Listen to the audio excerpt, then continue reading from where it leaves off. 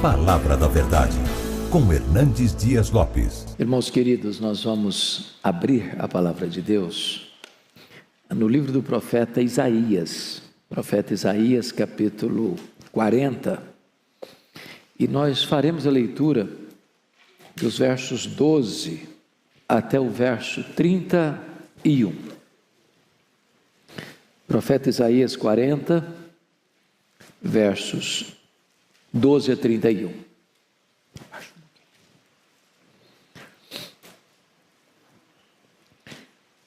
Eu peço que depois da leitura você mantenha a sua Bíblia aberta comigo nesta passagem. Peço só que você perceba um detalhe. O texto todo vai ser regido por perguntas retóricas. Nas próprias perguntas a resposta já está embutida. Então leia com esse entendimento. Ele está tratando da majestade de Deus e ele diz assim: quem na concha de sua mão mediu as águas e tomou a medida dos céus a palmos?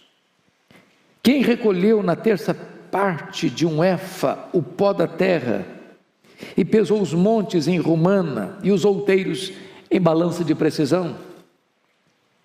Quem guiou o Espírito do Senhor? Ou como seu conselheiro o ensinou? Com quem tomou ele conselho para que lhe desse compreensão? Quem o instruiu na vereda do juízo e lhe ensinou sabedoria e lhe mostrou o caminho de entendimento? Eis que as nações são consideradas por ele como um pingo que cai de um balde, ou como um grão de pó na balança. As ilhas são como o pó fino que se levanta. Nem todo o Líbano basta para queimar, nem os seus animais para um holocausto.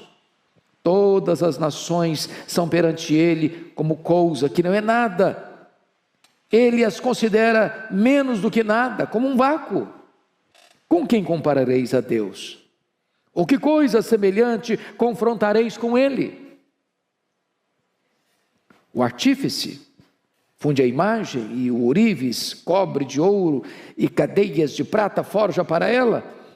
O sacerdote idólatra escolhe madeira que não se corrompe e busca um artífice perito para assentar uma imagem esculpida que não oscile. Acaso não sabeis? Porventura não ouvis? Não vos tem sido anunciado desde o princípio? Ou não atentastes para os fundamentos da terra? Ele é o que está assentado sobre a redondeza da terra, cujos moradores são como gafanhotos. É ele quem estende os céus como cortina e os desenrola como tenda para neles habitar. É ele quem reduz a nada os príncipes e torna em nulidade os juízes da terra. Mal foram plantados e semeados, mal se arraigou na terra o seu tronco, já se secam, quando um sopro passa por eles e uma tempestade os leva como palha. A quem, pois, me comparareis, para que eu lhe seja igual, diz o santo? Levantai ao alto os olhos e vede. Quem criou essas coisas? Aquele que faz sair o seu exército de estrelas, todas bem contadas, as quais ele chama pelo nome, por ser ele grande em força e forte em poder, nenhuma só vem a faltar.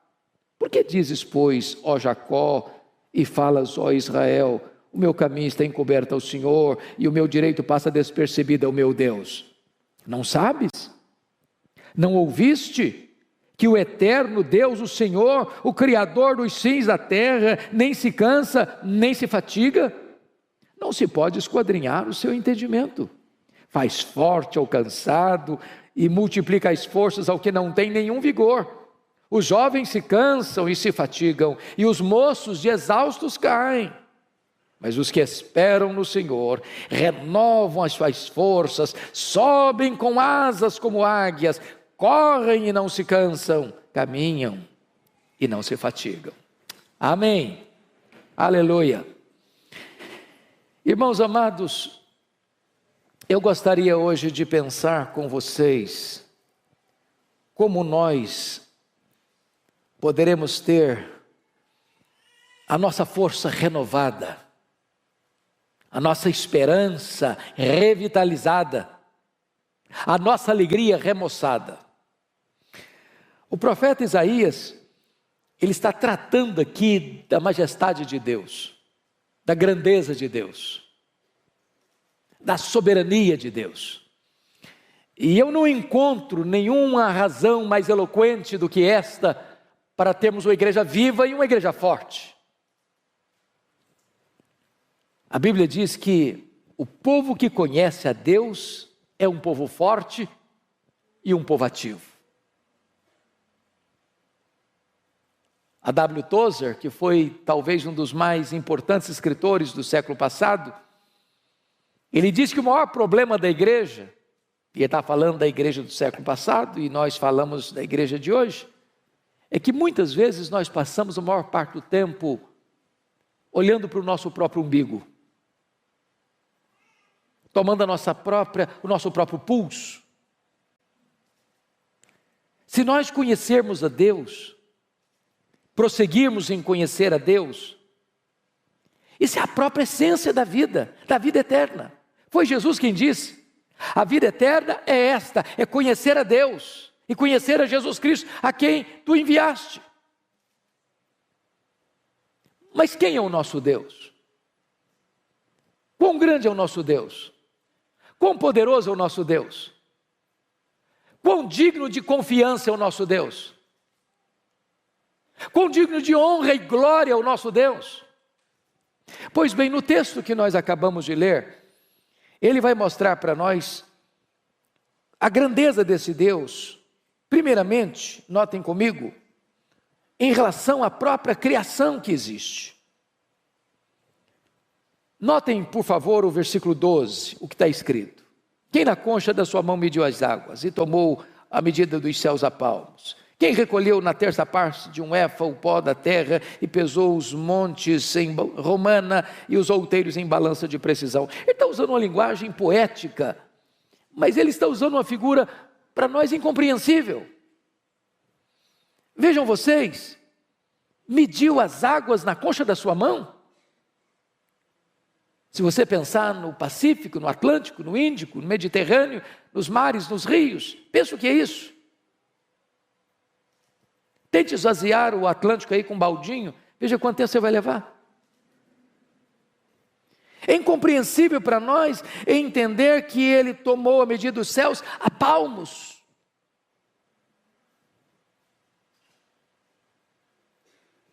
Mas qual a extensão dos céus? Os cientistas não sabem dar uma resposta.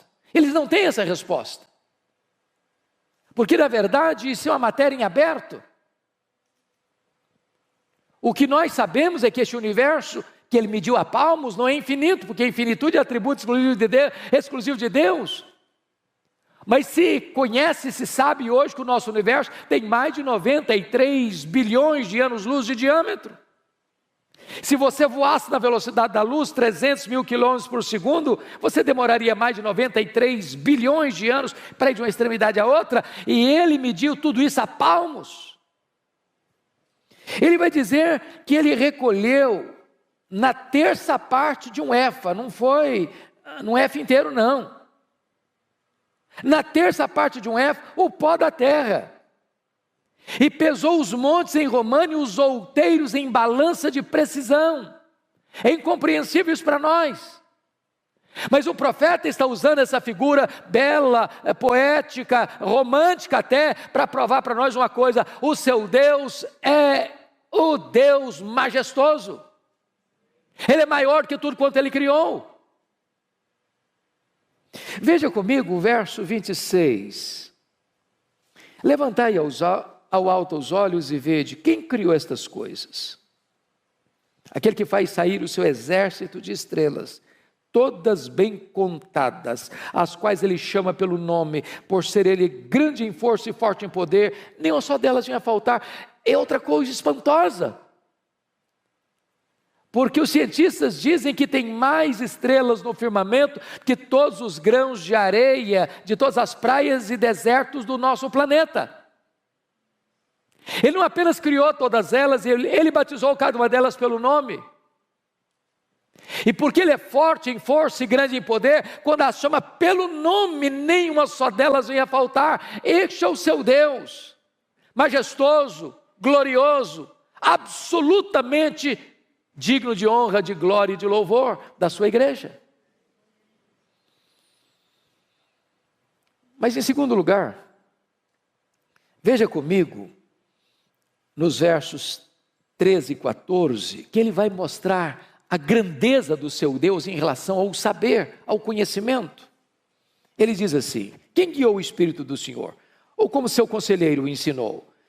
Com quem ele tomou conselho para que lhe desse compreensão? Quem o instruiu na vereda do juízo e lhe ensinou sabedoria e lhe mostrou o caminho do entendimento? Ele está perguntando em outras palavras para nós assim: em que escola ele estudou? Qual foi a faculdade que ele fez? Onde ele fez a sua pós-graduação? Onde ele fez seu mestrado? Onde ele fez seu doutorado? Onde ele fez seu pós-doutorado? Quem foi o professor de Deus? Quem instruiu a ele? Quem ensinou a ele? Quem deu a ele conhecimento? E aqui está algo tão sublime, porque todo saber procede de Deus, toda ciência emana de Deus. Ele é a fonte de todo o conhecimento, Ele é a fonte de todo o saber. É por isso que nós, povo de Deus, não desprezamos o nosso cérebro. Nós não jogamos o nosso cérebro fora. É por isso que nós valorizamos toda a ciência, todo o saber, porque toda a ciência, todo o saber e toda a verdade procede de Deus, porque Ele é a fonte de todo o saber, de todo o conhecimento, de toda a ciência. Nós sabemos fragmentadamente, Ele sabe completamente. Nós sabemos parcialmente, Ele sabe o todo. Nós conhecemos em parte, mas então Ele conhece tudo, e haverá um dia em que Ele vai abrir para nós o painel do saber, e nós conheceremos como também somos conhecidos. Esse Deus é digno de honra e de glória. Mas, em terceiro lugar, confira comigo aí os versos 15 a 18, porque vai mostrar a grandeza de Deus, não só em relação à criação, não só em relação ao saber, mas em relação às grandes potências da época, as grandes nações da época. Veja, por favor, versos 15 a 18. Eis que as nações são consideradas por ele como um pingo que cai de um balde, ou como um grão de pó na balança. Olha o verso 17.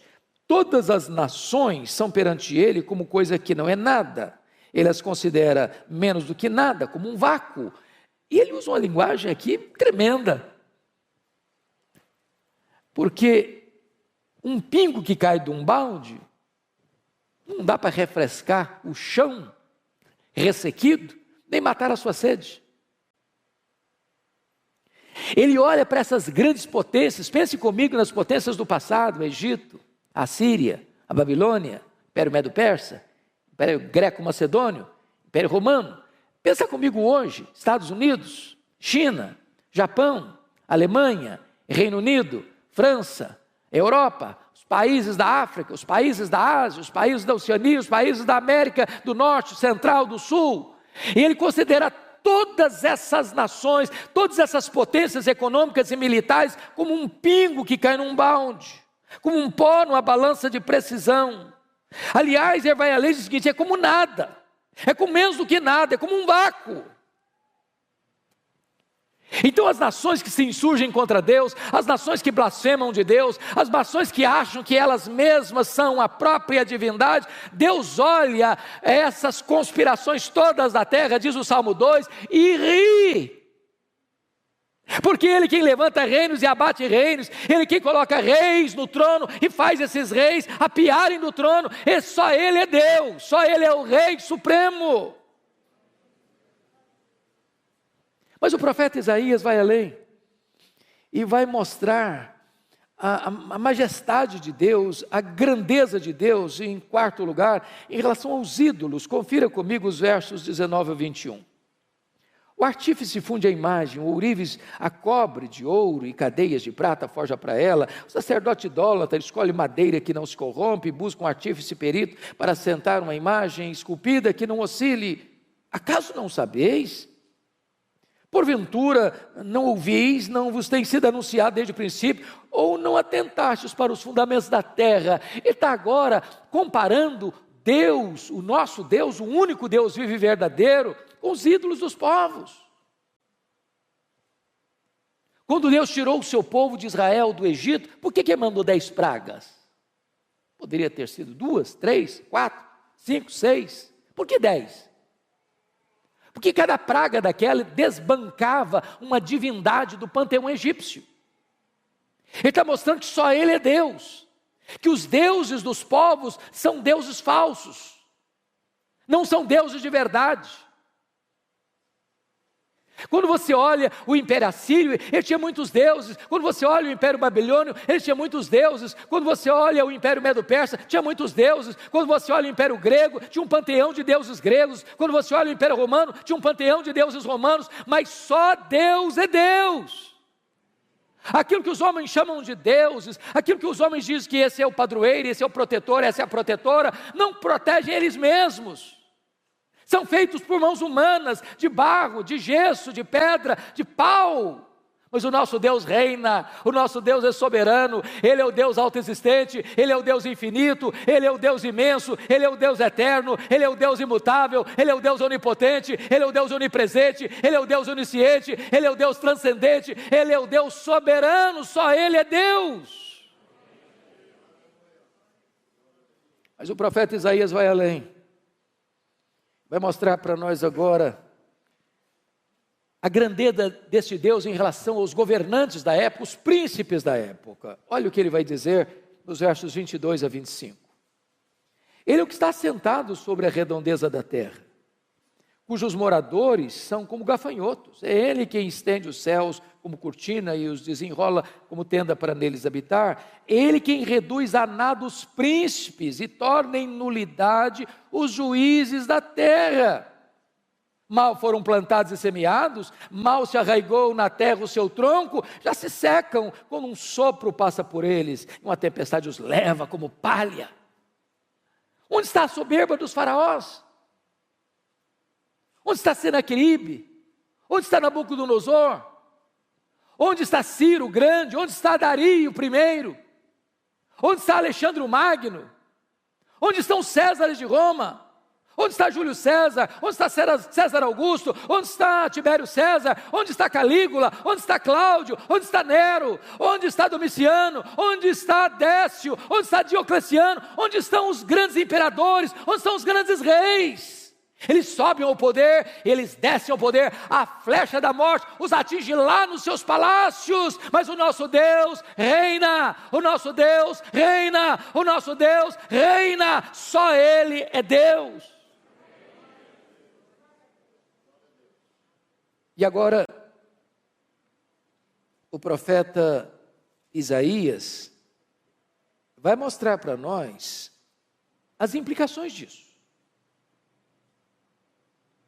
Porque se eu creio nesse Deus, que é soberano, que é majestoso, isso tem implicações. Tem implicações. Então vejam comigo como é que Isaías vai aplicar isso no verso 27. Por que, pois, dizes, ó Jacó, e falas, ó Israel, o meu caminho está encoberto ao Senhor, e o meu direito passa despercebido ao meu Deus. Aí você começa a perceber que as próprias queixas do povo tinha a ver com o fato, o povo não estava conhecendo o seu Deus. Aliás, lá no começo do livro, Isaías diz que o boi e o jumento conhecem o seu dono. Mas o povo de Israel não estava conhecendo o seu Deus. Se nós não conhecermos a Deus, irmãos, nós seremos um povo fraco, tímido, acovardado. Nos assustaremos com qualquer barulho produzido pelos homens. E aí o profeta pergunta assim: por que dizes, ó Jacó, e falas, ó Israel, o meu caminho está encoberto ao Senhor, o meu direito passa despercebido ao meu Deus? Nota que são duas queixas graves contra Deus. A primeira delas é que Deus não está notando o que está acontecendo. A segunda é que Deus é injusto.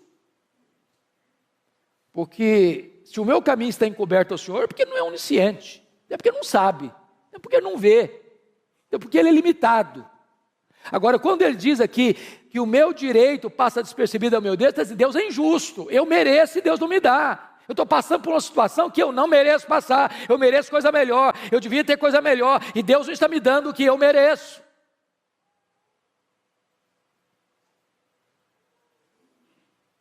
Aí o profeta responde assim, verso 28, não sabeis, não ouviste, ou não sabes, não ouviste, que o eterno Deus, o Senhor, o Criador dos fins da terra, nem se cansa, nem se fatiga, não se pode esquadrinhar o seu entendimento. Então, quer dizer uma coisa para você, Deus não fica lá no céu esfregando as mãos, Deus não é pego de surpresa, Deus não fica em apuros, Deus não está lá sem saber o que fazer com a pandemia, Deus não está lá sem saber o que fazer com os dramas que você está vivendo. Ele é Deus, ele não fica cansado, ele não fica fatigado, ele não fica em apuros, ele não fica contra a parede.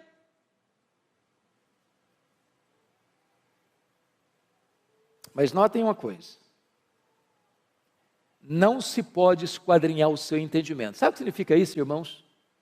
Tem muita coisa na vida que eu não vou conseguir explicar, pastor Erival não vai conseguir explicar, você não vai conseguir entender, você não vai conseguir explicar. Porque se eu pudesse entender Deus no seu aspecto pleno, eu seria igual a Ele, eu não seria Deus. Eu sempre serei limitado. Os atributos incomunicáveis de Deus nós não teremos nem no céu. Há coisas que você e eu não vamos entender. Eu fico olhando a história do Jó, por exemplo, que foi golpeado na vida financeira, na saúde, no casamento, nas amizades e com os filhos. E o que Jó fez? Ele perguntou, ele quer saber. Ele fez 16 perguntas, por quê, por quê, por quê, por quê, por quê? Ele fez 34 queixas contra Deus. E a resposta de Deus para ele foi o silêncio.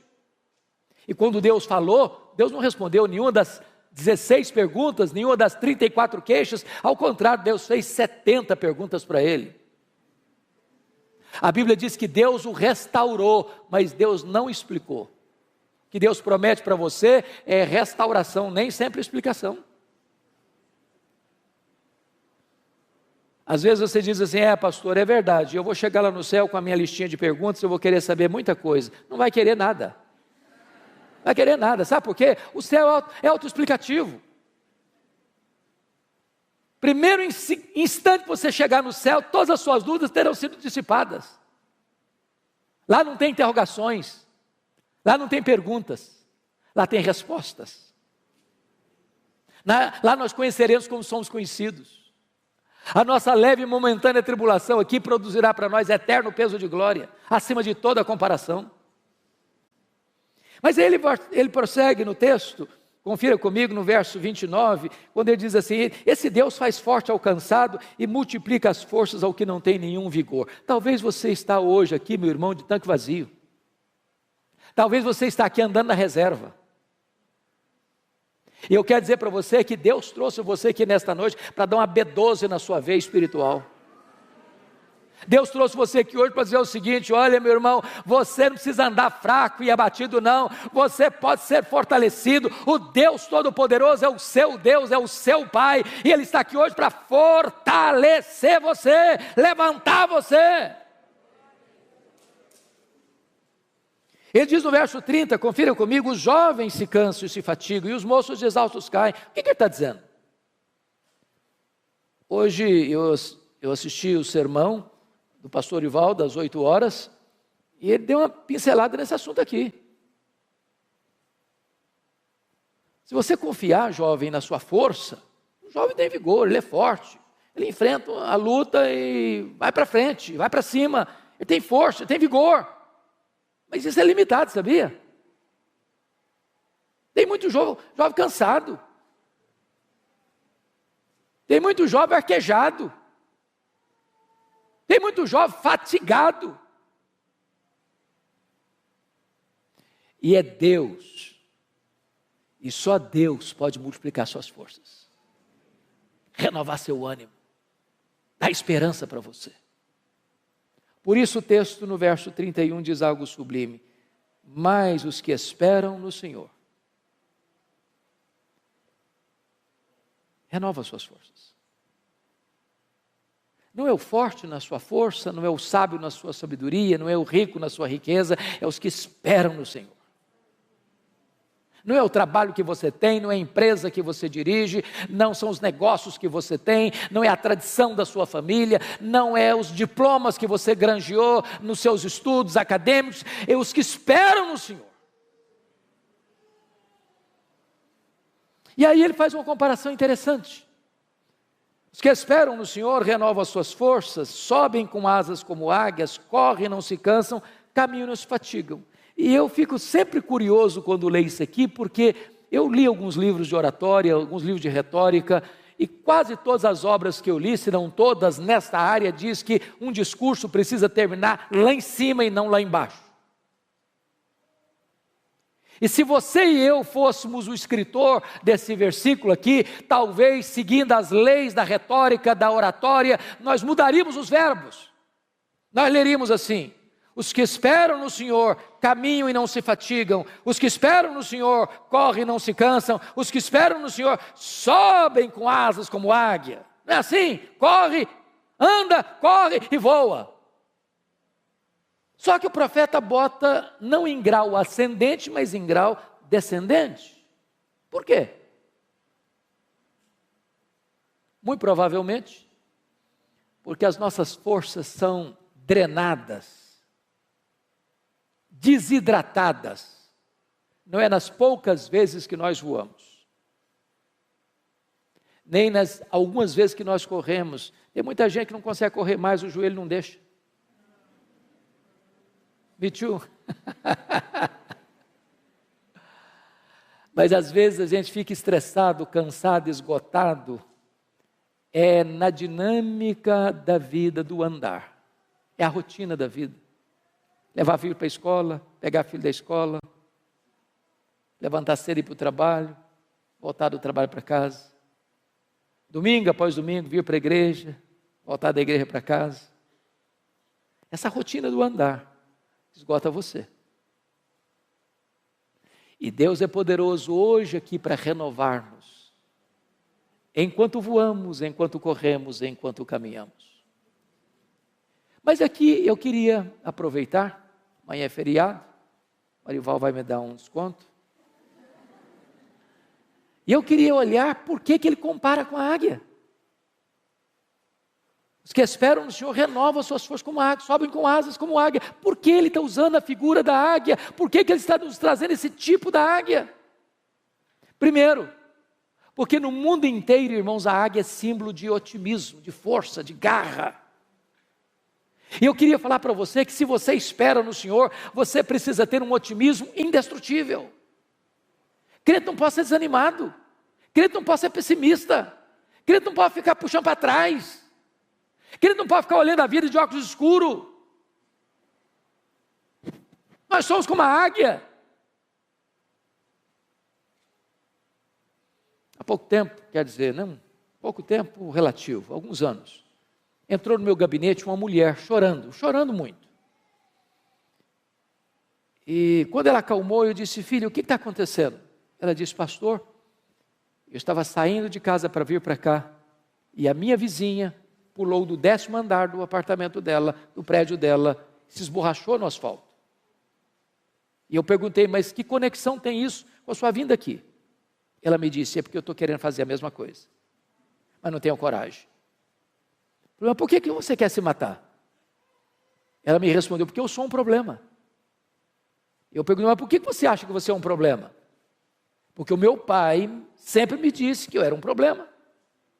Aí eu saí de casa para me casar com o primeiro pretendente. E o que aconteceu? Meu marido dizia as mesmas palavras do meu pai: você é um problema. Pastor, eu sou um problema. Falei: mas o que você fez? Falei: eu me divorciei dele, me casei de novo.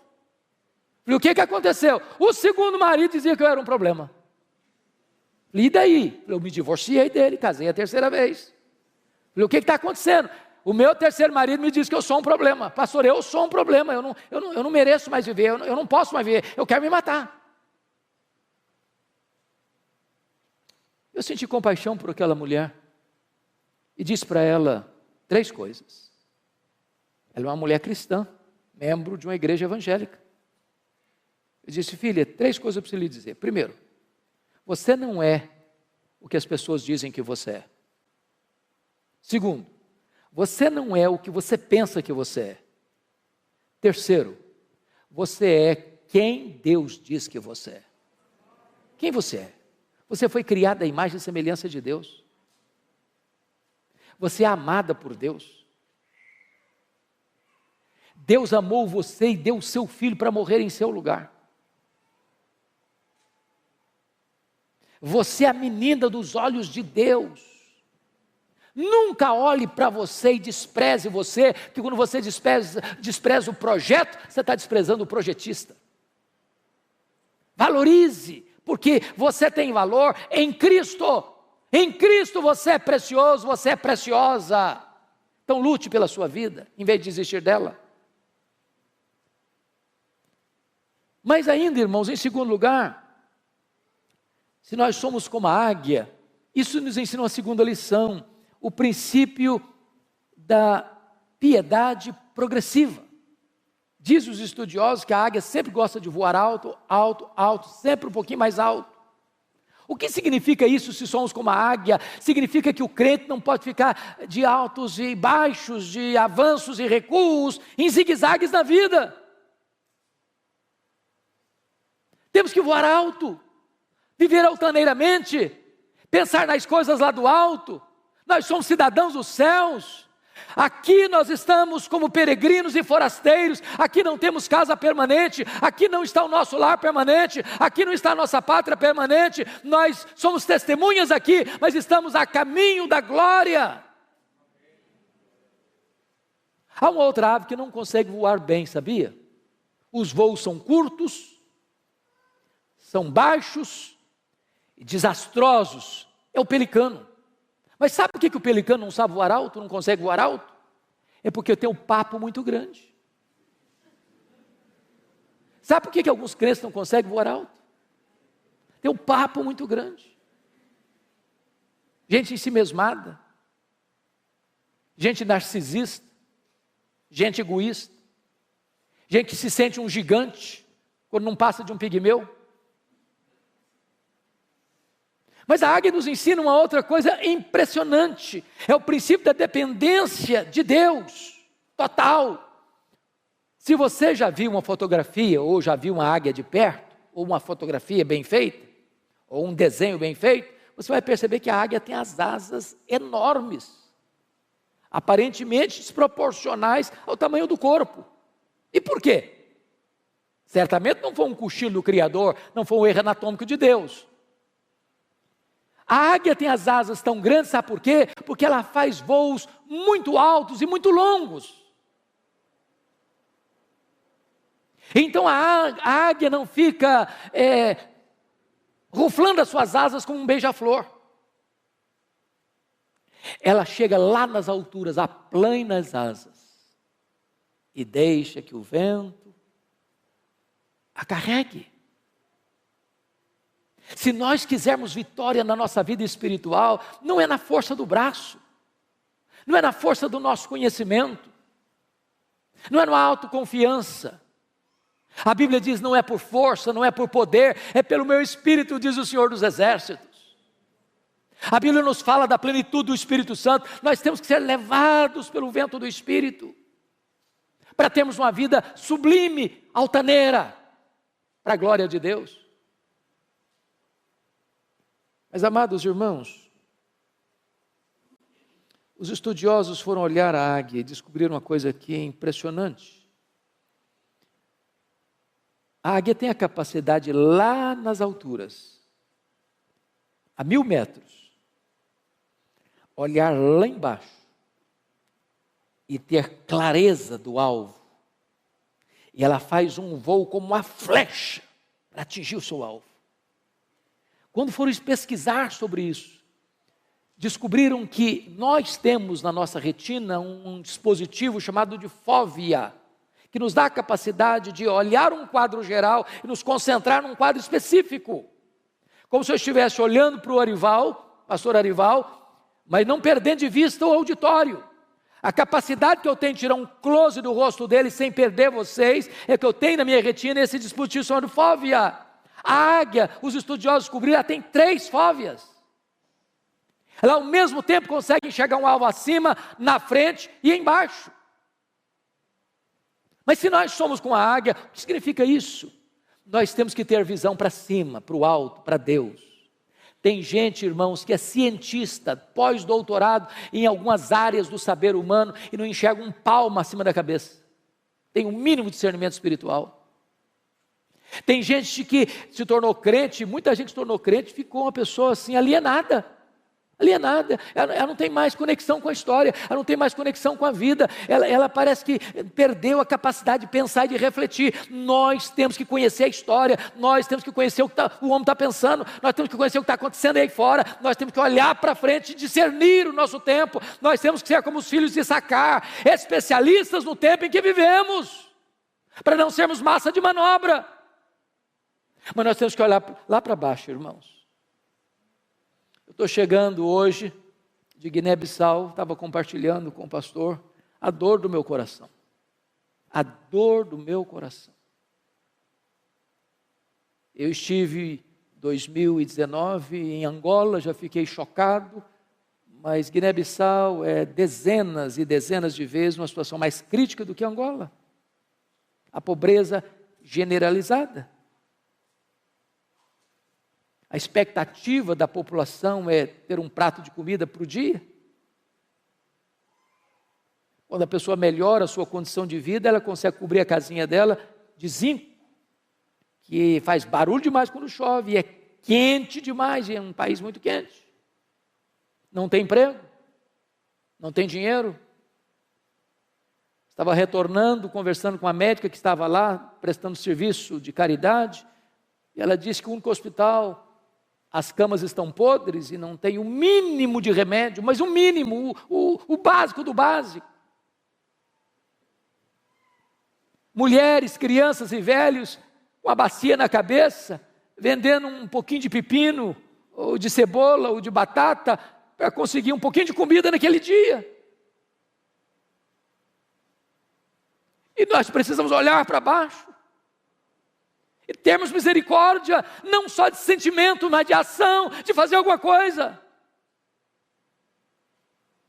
Quando tantas vezes você reclama da casa que mora, do carro que anda, da comida que tem na mesa.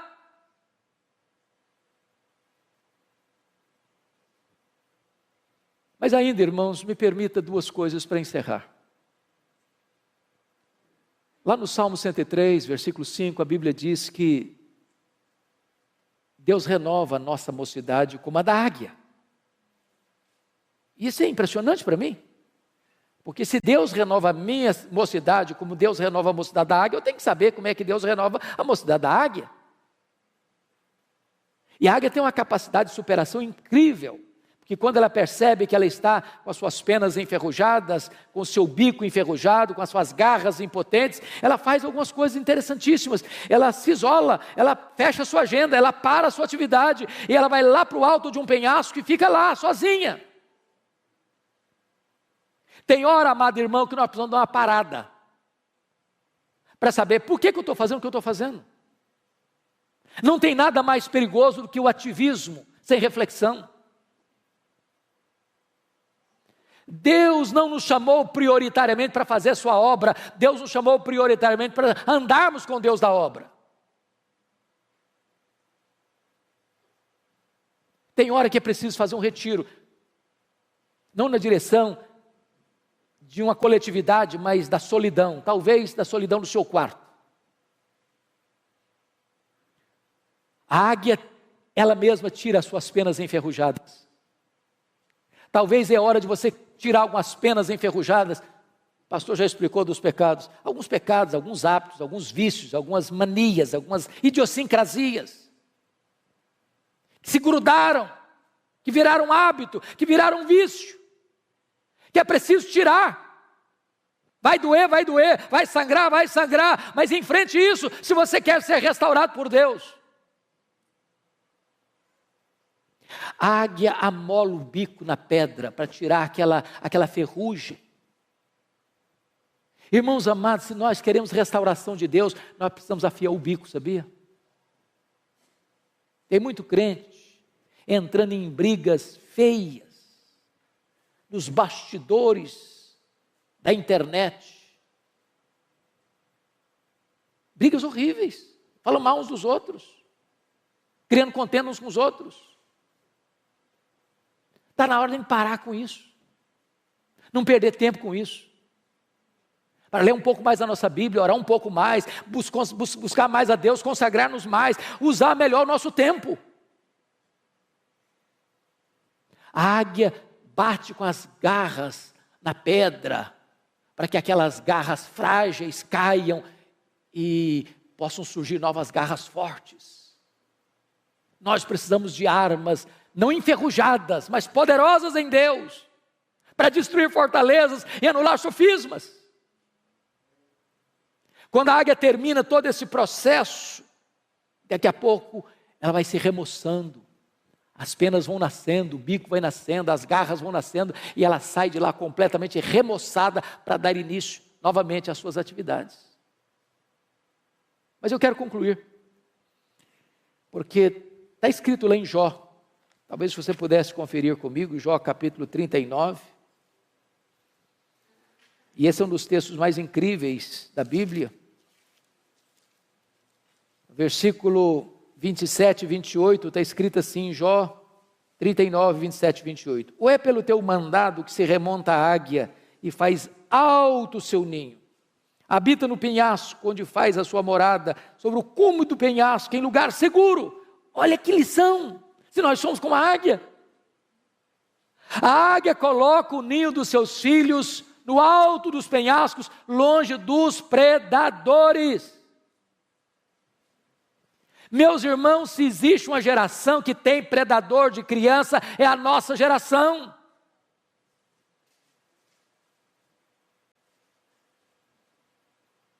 Os carros de sons ficam nas portas das escolas, panfletando meninada. É uma festa hoje, é uma reunião amanhã, é uma proposta hoje, é outra proposta amanhã. As igrejas até recentemente estavam preocupadas com seus adolescentes. Hoje não é mais com adolescente que o povo está preocupado, não. É a idade de 4 a 9 anos, é nessa idade que estão dizendo para o menino, é aí que você vai decidir se você vai querer ser homem ou mulher. Estão querendo destruir a nossa geração de crianças. E nós, pais, precisamos colocar o ninho dos nossos filhos no lugar alto, longe dos predadores.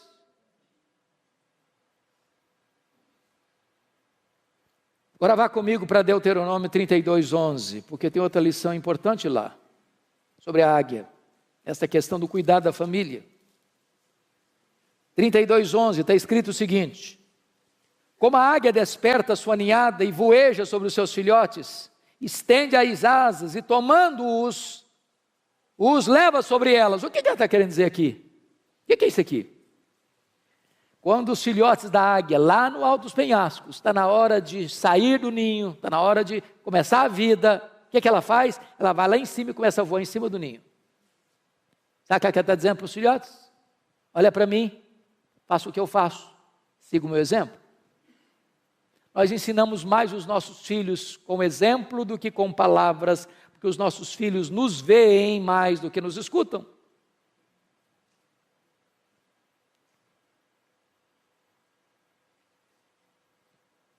Mas talvez você pergunte, pastor, eu sou um pai exemplar, eu sou uma mãe exemplar e eu estou tendo problema em casa. Eu admito isso. Às vezes a gente tem que pegar mais leve com alguns pais. Porque eu vejo um Samuel tendo filhos complicados. Eu vejo um Davi tendo filhos complicados. Eu vejo um rei Ezequias tendo um filho muito complicado. Mas o que a águia faz quando os filhos não querem seguir o exemplo? Ela vai lá no ninho, tira o capim macio, deixa só os espetos. Tem hora que a única linguagem que os filhos vão entender é a linguagem da disciplina. Por favor, não entenda que eu estou falando de espancar filho, de agredir filho, de achatar a autoestima do filho, não é isso que eu estou falando. Mas todo filho, toda filha precisa de disciplina. Disciplina é um ato responsável de amor. Todo filho, toda filha precisa de limites. Que horas vai sair? Aonde vai? Com quem vai? O que vai fazer? Que hora volta?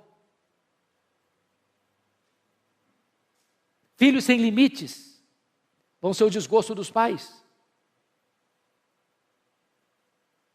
Mas alguém pergunta, pastor, e se os filhos nem a disciplina aceitam e se recusam a ser corrigidos? O que se faz? A águia toma uma atitude radical. Ela arranca o filho do ninho e joga no espaço. Filhote que nunca voou, não sabe voar, vai dando cambalhotas. E ela deixa, até fazer o que ela faz aqui. Estende as asas, tomando-os, os leva sobre ela. E ela faz isso uma, faz isso duas, faz isso 5, faz isso 10 vezes, até que o filhote aprende a voar sozinho. A lei da águia é esta: meu filho precisa ser meu discípulo. Eu não desisto dos meus filhos. Eu não abro mão dos meus filhos. Aqui está um princípio espiritual. Não abra mão dos seus filhos. Não desista de seus filhos. Você não gerou filho para a morte, você não gerou filho para o cativeiro, você não gerou filho para povoar o inferno. Seus filhos são herança de Deus. Lute por eles, chore por eles, ore por eles, jejue por eles, não desista deles. Mas eu encerro aqui, contando para vocês um fato que marcou minha vida, quando li essa história, há muitos anos. Aconteceu no Rio de Janeiro. Uma escola militar, de orientação militar, filho de um militar. Esse menino chamava Netinho. E um dia a professora do Netinho, ele era um pré-adolescente, foi abordado pela sua professora, porque a professora entendeu que ele estava colando na prova.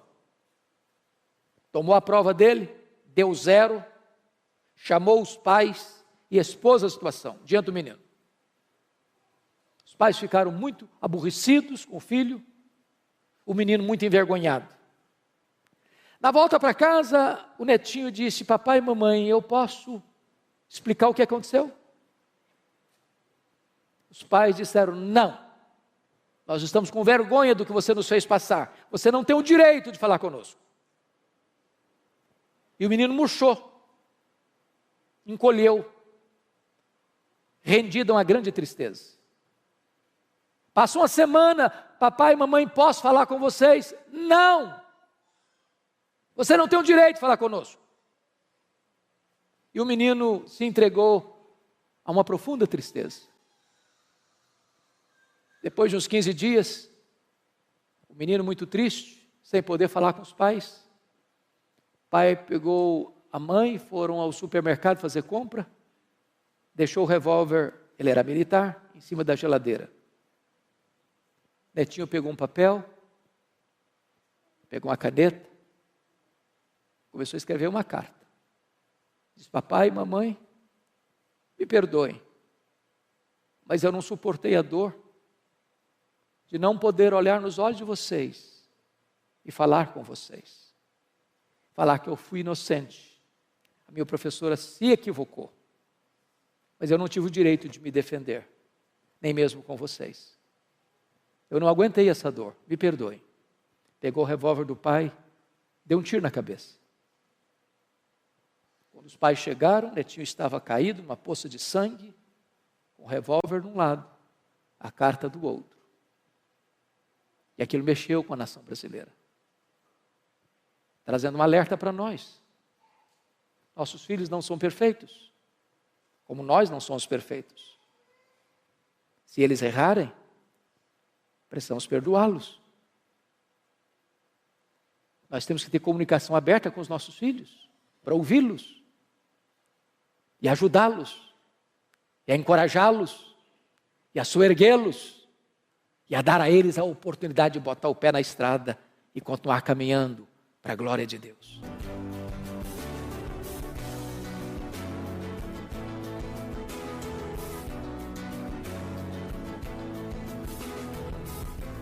Palavra da Verdade, com Hernandes Dias Lopes.